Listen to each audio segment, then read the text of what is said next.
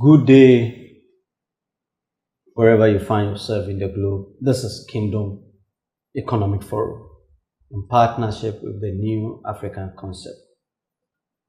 We want to take this opportunity to thank all of you for the encouragement, the support, and the comments we have received so far.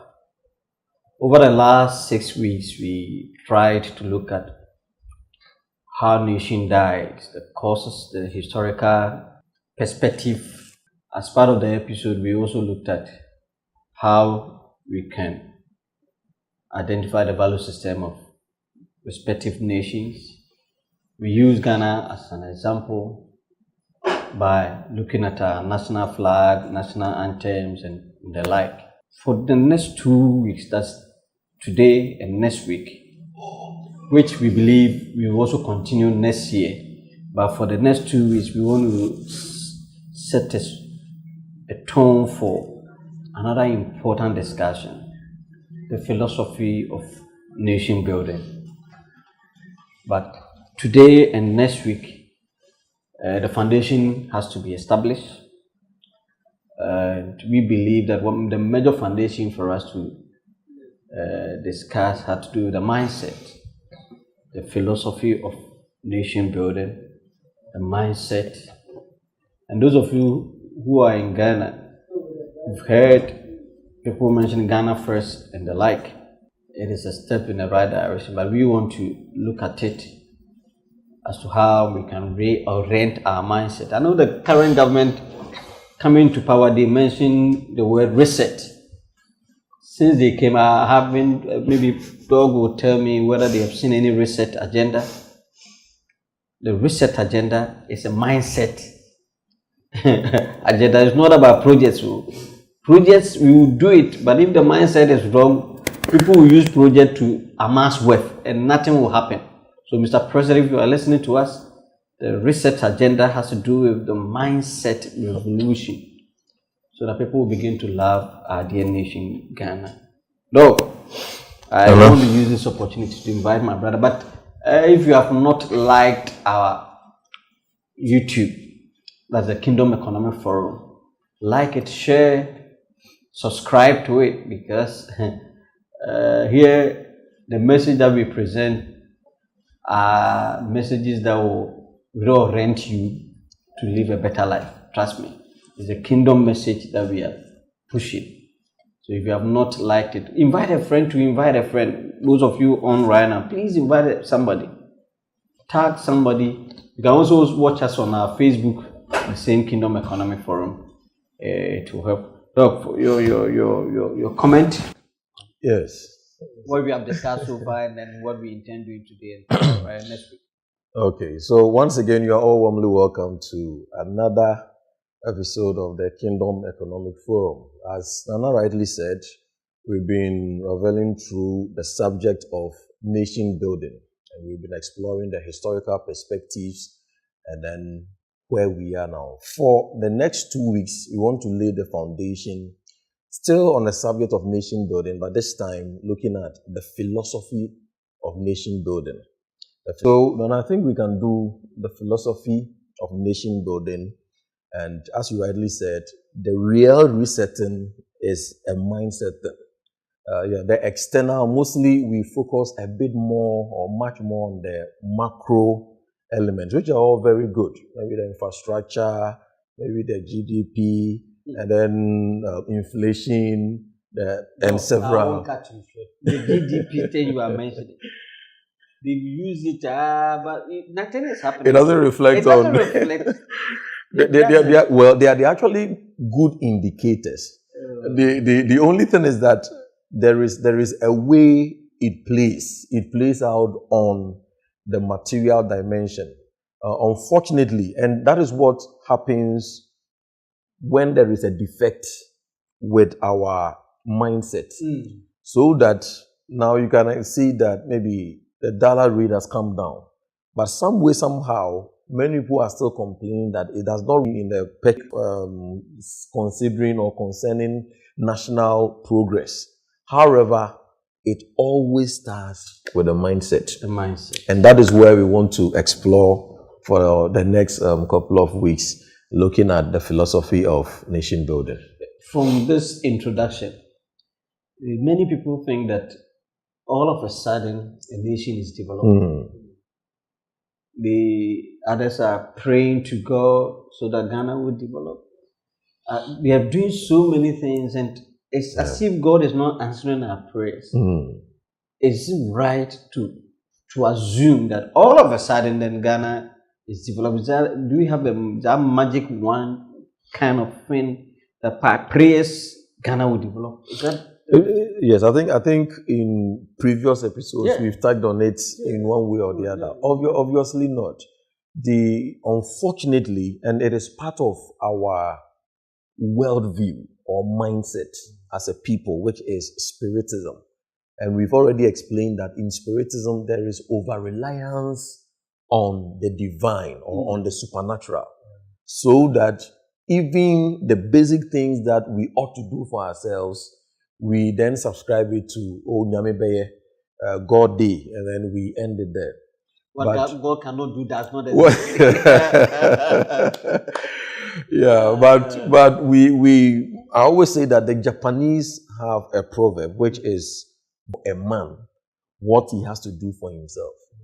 And I think it is we can situate it even within the biblical framework. Yes, that God will not do for a man what he has to do for himself. Even this studio sitting here, I don't think it was the angels that arranged things. No. So it means that there are certain things that the supernatural or God will do, and there are certain things that it is within the framework of man. So when it comes to nation building, we should not get to two extremes. We have to have the balance. We have to be optimal. We should not go to the extremity of thinking that our prayers alone, no nation, not even Israel, as we speak now, yes, not even Israel is transformed or is built merely or solely by prayer. So statements like only God can save Ghana, only God can save Africa, though it appears religiously buoyant, but it is very extra-biblical. It is actually a toxic insult or a slap to God.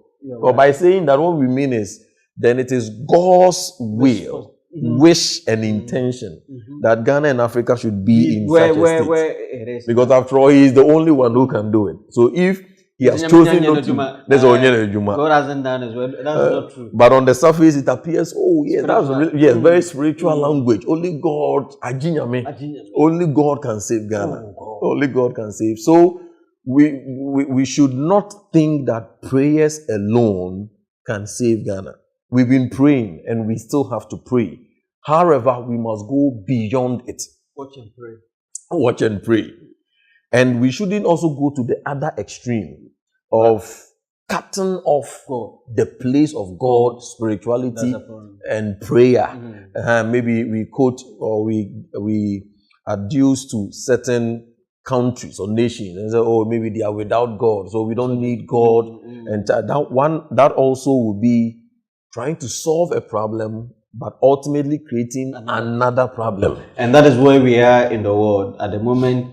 In attempt for man to solve problem without God, we are creating more problems. Create more problems. And another issue is that in attempt to allow focusing on only God, we are enjoying poverty around us. Exactly. So we need to try and get a balance. Even in the Bible says that His divine power has given to us all things pertain to life and godliness. Yeah. So to God, the air, He has given you air.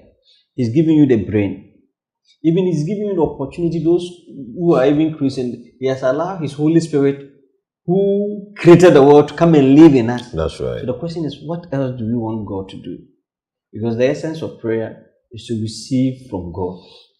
Have we obeyed what we have received from God? God giving us ideas, giving us strategies. What have we done? But like you rightly mentioned, when God even has given us the idea, we go to the prayer mountain to ask God. The idea He has given to us, you come and continue. You come and continue. And that has been the wrong aspect of how we will pray. Prayer is good. In fact, it's a communication between as, in fact, is the basis for all the values we are talking about. Exactly. Because if you want to do good, exactly, the will is there, but sometimes you need supernatural force to help you to do the right thing. That's right. And that is why we are saying that no nation can develop outside God holistically.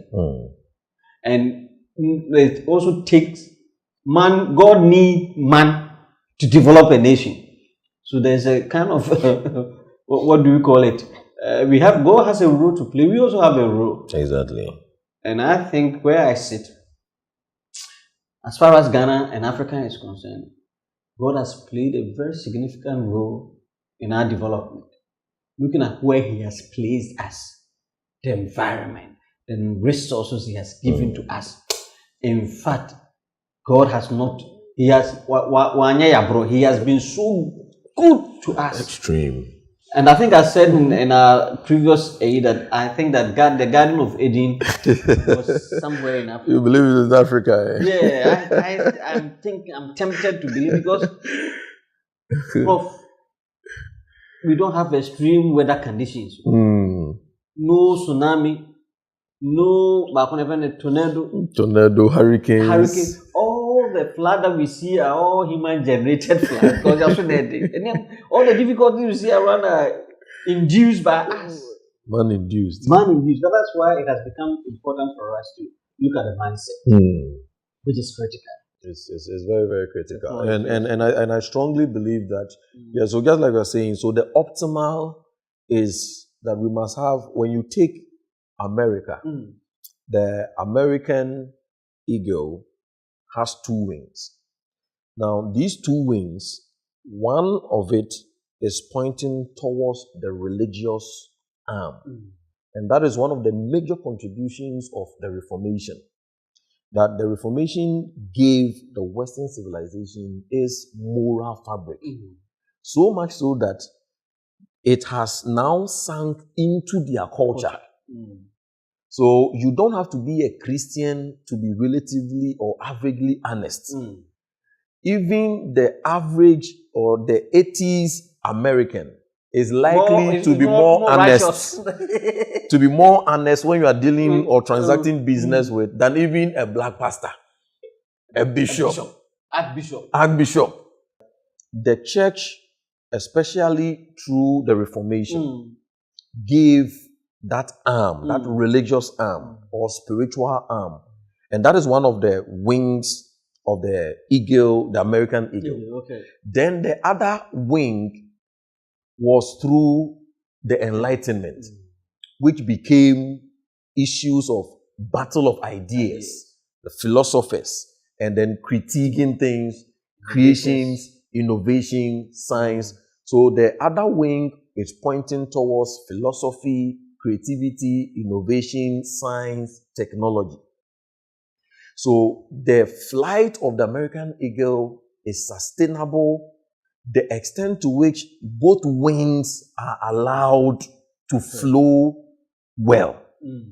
The religious arm or wing flowing in order to give the moral foundation of America or the Western civilization, and then the other arm of education, philosophy, science, creativity, innovation. Now, unfortunately, because the other arm, which is the right arm actually, which is that of the religious wing, is being affected. So it is only a matter of time. And that is why we, in the developing nations, that we want to assume certain levels of development, we must learn from our forebears. So the religious arm, unfortunately, America through liberalism and then relativism and then all the isms, the secular humanism, they are gradually snapping or chopping off the religious wing of that eagle. And they think in their humanness that one wing alone, which is the wing of intellect and technology, enlightenment alone is enough to take them there. But just as you can extrapolate, without one wing alone, so the eagle now will be struggling to fly or to soar high as it used to. And that is why in 1944, there was a publication of a book. The title is The Predicament of the Modern Man. And in it, this was what was saying, that the American or the Western civilization is a cut flower civilization. And what he meant was, by veering off, when you cut the flower off the plant, it does not die immediately. So for some time, you could see the beauty of the flower. It's only a matter of time. Because there is no supply of water and sap and then all those things, now it will wither.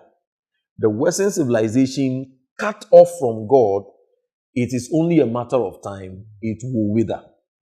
So coming back to our context, we want to build a glorious nation, Ghana, and by extension, Africa. We should be careful on these two wings.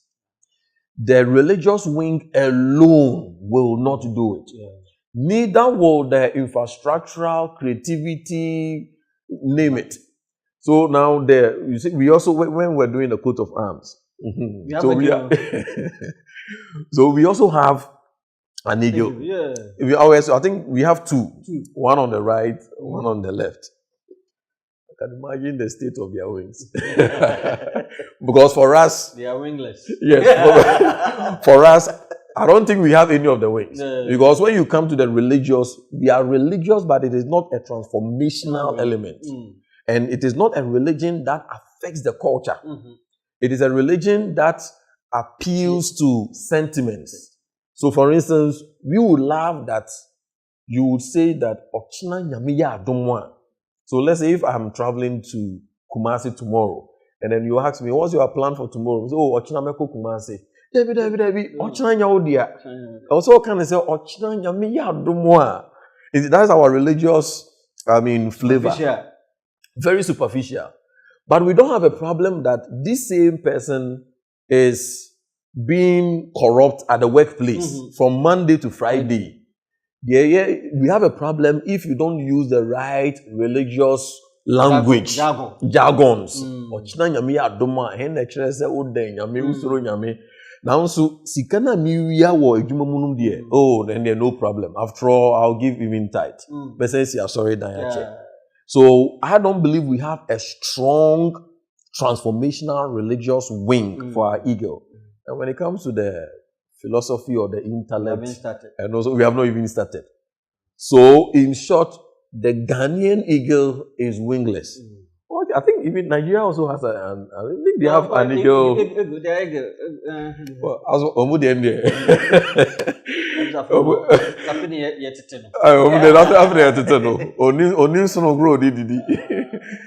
So we must recreate the two buoyant wings for the Ghanaian eagle. From the US analysis you gave, I am tempted to believe that we are, those of us in Africa and for that matter Ghana, we are interested in getting the benefit of what US is producing than finding out what gave birth to whatever. That's right. And now that US is also sliding, unfortunately, we are not even interested to find out what gave them that strength. And that's what we need to let people know. That what gave US where they are, the strength, had to do with them balancing the two. The God factor. Giving them innovations and all those. Those are the scientific field in terms of enlightenment. They believe that they got their strength and the inspiration from God. The religious aspect produced that enlightenment for them to be able to produce all the theories and the philosophies that built America. But our case is that the strength from our religious aspect has created the impression that God is afraid of science. That is the mindset. If somebody is questioning why we are doing certain things, our perception is that the person is against God. It's against God. As if God cannot answer questions. But the truth is that God, there's no question that is difficult before God. So, because until we ask questions on our practices, there wouldn't be any improvement. But unfortunately, the teachings that we are receiving from our religious perspective is preventing people from asking questions. Because the moment you ask questions, You're rebellious. you are rebellious. you are fighting against authority. You are disloyal. Yes. But Prof, the reason why we go to school is to ask questions. And in asking questions, that's where we begin to think. Exactly. And coming back to the reason why we are not progressing is that few people ask questions. And unfortunately, those who are even asking questions don't have the right moral understanding of issues. But because they are forcefully pushing certain agendas that the church is running away, or the religious community running away from those things, and the people are becoming louder, and the youth seem to listen to them more. And they are coming up with their own opinion about nationhood and the like. And I just want to advise all of us, and this discussion we're having is the starting point. Always tell you that we don't know it all. We are even scratching the surface. You might have better ideas, better information than us, but who should start the discussion? And that's what in Kingdom Economic Forum and partnership with the New African Concept, you come your way with some of these things, so that we begin to, you see, when the foundation is not right, no amount of superstructure will be sustainable. We should not kid ourselves. That foundation is wrong. So we are trying to restructure the foundation so that we can move on. Mr. President, you have wild infrastructure programs. A big push. Fantastic. But trust me, the foundation is not right. The technocrats who are going to work with you, sitting here, know that even your plan to have the expressway from Accra to Kumasi in 3 years, from practical point of view as a procurement specialist, I have a lot of questions around it. I'm not saying you cannot do it, but the structure is not good. The foundation is you don't have the team to achieve such an ambitious project. The truth is that people, even who are supposed to help you, might not even believe in your philosophy. They have entrenched political position. Even though the plan will help Ghana, but he says that he has a wrong political mindset. So he's going to put certain things in place to make sure that you will not succeed in your time. And that is what the mistake we have made was that when you came, you should have run a program where to reorient our mindset with the Ghana first mentality. Else what you are going to do, trust me, even your ministers who don't have this right mindset about Ghana will be thinking, hey, this project, how am I going to benefit? Not how am I going to make sure that this project will be will see the successful in your channel. So we are making all these presentations for us to go back to the basis. The basis is that, do we really love this nation? Do we have this Ghana first mentality, the mindset? What is our mindset about this Ghana? And when we answer such a question, Prof, it's paved way for us to be on the right motorway for development. Else, we are just scratching the surface, and nothing will get done. I'm not a prophet of doom, but it's based on experiences. God, trust me, all the preceding presidents, they wish well. They want to be a person, but the foundation is wrong. A typical Ghanaian even don't understand who Ghanaian is. It doesn't understand living for the next generation. It's not there. A typical Ghanaian is thinking of, what can I get now? Now my party is in power.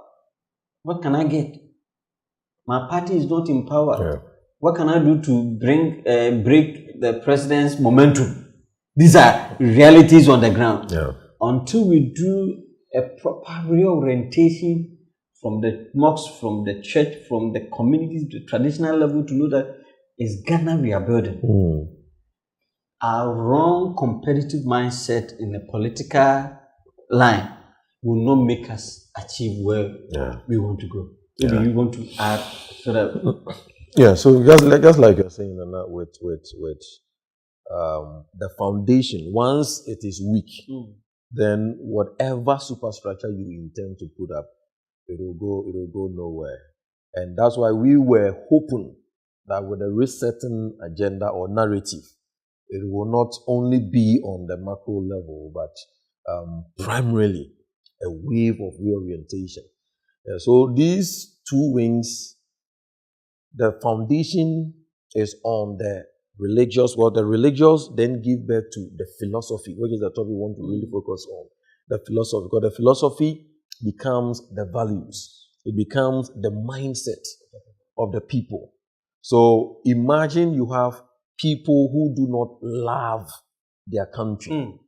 So this is something that has to be deliberately instilled. And these are virtues that we don't embrace naturally. So one, there must be a training on it. And that training or the teaching should be, the information should be very consistent. We should carve songs out of it. We should carve patriotic songs even out of it. Rappers should rap with it. R&B should R&B with it. High life should high life with it. Gospel should gospel with it. It should find its way into every genre of music. In the classroom, there is a deliberate curriculum built on it. At the churches or in the churches, it is also deliberately instilled that every church service that you have, maybe before you exit, the last maybe 5 or 10 minutes, you talk about this narrative. In the mosque, on the TV stations, on the radio stations, billboards. So there is a communal wave. Everywhere that you go, it is bashing you. It is bashing you. Then, apart from that, we also translate it into systems and structures. That's one thing the Western world did. What they did was that, apart from having the right values, which, as I said, was given through the Reformation, what they did was they knew that being humans, it will take a lot of effort to naturally go by those values. So those values, they then converted it into laws and systems to become a guiding principle. So that you are not compelled to veer off because there is a consequence that the binding law born out of kingdom values will compel you to live according to it. So that if you have not developed your inner man to now do it right because of God, the system will remind you that there's God. There is God.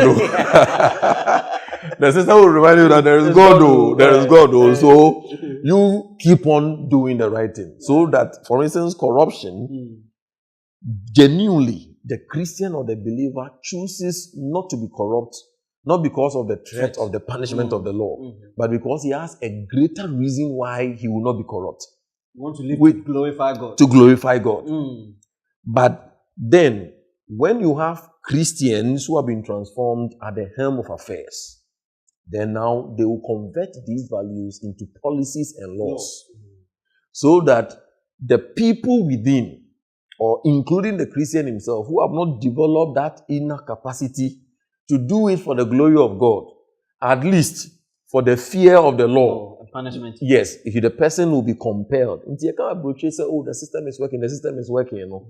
It's not a small system. It's a small system. Let me give a typical example. A friend of mine works in the pharmaceutical, in the office. It's just about this space. They have a particular drug that is you have to have prescription, very top one.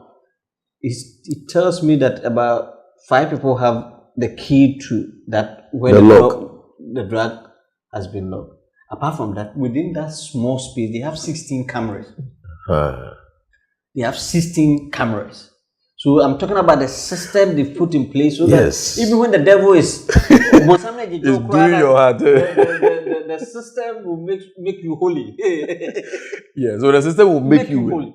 Yeah, so it doesn't mean the white man is in quote no, better. no. When you leave them also, they are worse than us. of course, when you look at history, most of the things, in fact, most of the things that we do in Africa, or even the worst things that we used to be doing in terms of human sacrifices, failed, and then they used to be worse. Worse than that. They used to be Any student of history will tell you that they were worse savages than even what Africa was doing. So, if we fail to translate the virtues into systems and structures, then we are not going anywhere. Then we are not going anywhere. This has been Kingdom Economic Forum.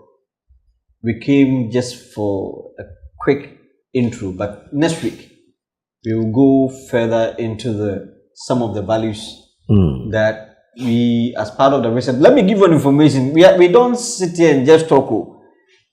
On the 9th of January 2025, after the election, we wrote to the president office. And the proposal we sent there was a proposal for value-based leadership training to support the resetting Ghana agenda. That's what we have sent to the place. And ask me, have we heard anything? The answer is no. Because we thought that we have something to help the new government, to bring that fundamental change, the mindset shift.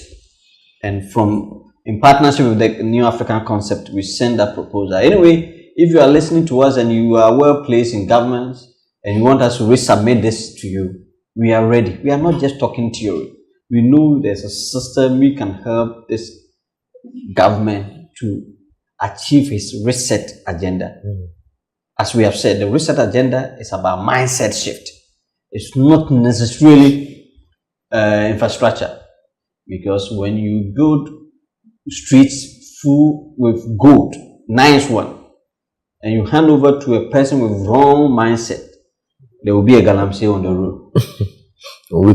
They will pound fufu on the road. They will bath on the road and destroy things. So the mindset shift is the most important thing we need if we want to build the Ghana we want. All the others, if we have the right mindset, when we decide to develop or build infrastructure, we will not spend so much money.